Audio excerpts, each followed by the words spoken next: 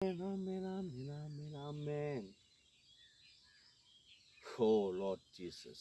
Amen. Hallelujah. கர்த்தருடைய பிள்ளைகளே, கர்த்தர் இந்த நாளை உங்களுக்கு ஆசீர்வாதமாயும் மகிமையாயும் நல்ல வழி நடத்துகிற ஆவியானவர் இந்த நாளிலே உங்களை வழி நடத்துவாராக. ஆமென். ரைட். யோவான் எழுதின சுவிசேஷ புத்தகம் 15ஆம் அதிகாரம் 7ஆம் வசனம். அதான் நாங்கள் தியானிக்க போகிறோம். எப்பொழுதும் அதை நீங்கள் மனப்பாடமாக இருக்கிற ஒரு வசனம். அந்த இந்த வார்த்தையின் வசனத்தின் ரகசியம் என்னன்னு சொன்னால், உள் ரகசியம். இந்த ஆழத்துக்கு நாங்கள் கடந்து போவோமா இருந்தால் அதுக்கு இப்படியாப்பட்ட ஒரு தலைப்பை நாங்கள் கொடுக்கலாம். உரிமை. உரிமை உரிமை உள்ள உரிமையை சுகந்தரிக்கிறவன், அதாவது தனக்குரியவைகள், அது என்னுடையவைகள். இந்த வார்த்தையில் அடங்கியிருக்கிற தலைப்புக்கள், கருப்பொருள், அந்த ஆழமான சக்தி என்னன்னு கேட்டால், உரிமை. அது எனக்குரியது, அது என்னுடையது, அது எனக்கு சொந்தமானது. ஹல்லேலூயா. நாங்கள் வார்த்தையை வாசிப்போம்.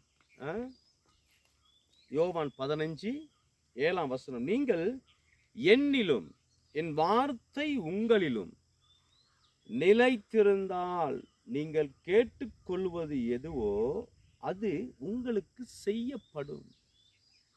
ஹல்லேலூயா.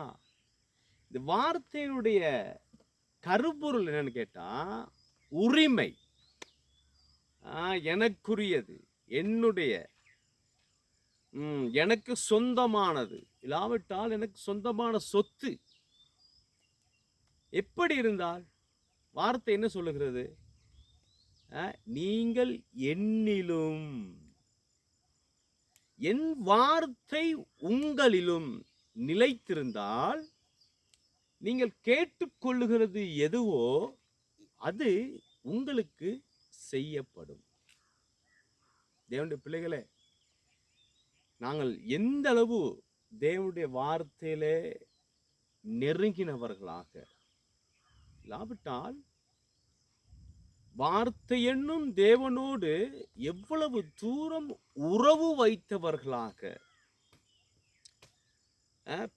இயேசு சுவாமி சொல்லுகிறார், பிதாவே நீங்களும் நானும் ஒன்றாயிருக்கிறது போல. இந்த 16ஆம் யோவான் 16ஆம் அதிகாரத்தில் 17 அதிகாரத்தை வாய்ச்சி கொண்டு போகும் பொழுது, பிதாவே நானும் நீங்களும் ஒன்றாயிருக்கிறது போல இவர்களும் நம்மோடு ஒன்றாயிருப்பதற்காக வேண்டிக் கொள்ளுகிறேன். தேவனுடைய பிள்ளைகளே, இதுதான் உரிமை, இதுதான் என்னுடைய என்று சொல்லுகிற அர்த்தம், ஆணி பொருள். சொத்து என்று சொல்லுகிற. அப்ப இந்த வார்த்தைக்கு என்ன அர்த்தம் கேட்டா, உரிமை. எங்களுடைய வாழ்க்கை, தேவனோடு வாழுகிற இந்த வாழ்க்கை பிரயாணத்திலே இந்த ஒன்றிணைந்த இந்த ஒருமைப்பாடு. வேதம் சொல்லுகிறது, நீங்கள் என்னிலும் நான் உங்களிலும் என் வார்த்தை உங்களிலும் நிலைத்திருந்தால் நீங்க கேட்டுக்கொள்ளுகிறது எதுவோ அது உங்களுக்கு செய்யப்படும்.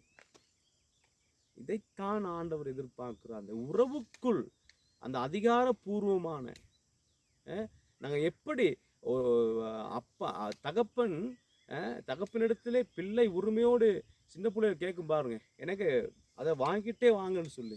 ஏன்? அது அப்படியாப்பட்ட உறவிலே நாங்கள் நிலை நிற்க வேண்டும் இயேசு கிறிஸ்துவுக்குள். அப்ப தேவனிடத்தில் நாங்கள் கேட்டுக்கொள்கிறது எதுவோ அது எங்களுக்கு செய்யப்படும். ஆமென். God bless you. God bless you.